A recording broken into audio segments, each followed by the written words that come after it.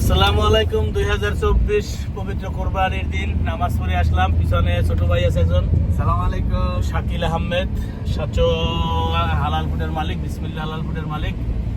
পাশে হেলেনও আছে, হেলেন প্রায় দীর্ঘ 10-11 বছর, 10 বছর বা 11 বছর পর দ্বিতীয়বার নামাজে গেছিল আজকে। ভাবি কি কইতেছে এইসব? আগে নামাজে আলফি হওয়ার আগে কখন নামাজে যাওয়া হয় না।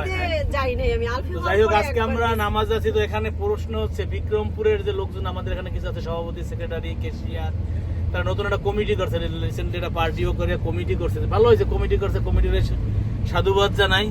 কিন্তু আজকে ঈদের দিনে কেন বিক্রমপুরের ড্রেস কোড ব্ল্যাক হইল? তারা তো ব্ল্যাক পড়লো, আজকে কি দুঃখের দিবস? আজকে কি কালো দিবস?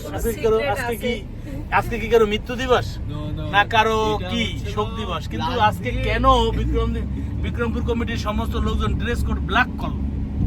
নাম বলা যাবে না, কিন্তু বিক্রমপুর কমিটির সভাপতি, সেক্রেটারি কারা কারা আছে, যারা সেন্দাইয়ের মেয়র বর্তমানে এখন টপ লেভেলের লিডার, তারা সবাই ব্ল্যাক ড্রেস পরে নামাজে আসছে। দ্বিতীয় জামাতে আমি দেখলাম প্রায় 5-6 জন, এবং বাচ্চারাও আসছে। তাদের একটা বাচ্চা, সেও ব্ল্যাক ড্রেস। তার মানে তাদের কত তো নেটওয়ার্ক চলে গেছে। তো যাই হোক, বিক্রমপুর কমিটিকে সাধুবাদ জানাই, শুভেচ্ছা রইল সবাইকে। ঈদ মোবারক, ঈদের শুভেচ্ছা। আসসালামু আলাইকুম। এই যে ঈদ মোবারক। আমাদের আজকে দ্বিতীয় জামাতে আমরা এই যে বিক্রমপুরের সভাপতি, সেক্রেটারি, ক্যাশিয়ার, আজকে সবাই তারা কালো পোশাক করছে। কাহিনী বললাম না, ঈদের দিন আছে তাদের ড্রেস আছে কালো ড্রেস।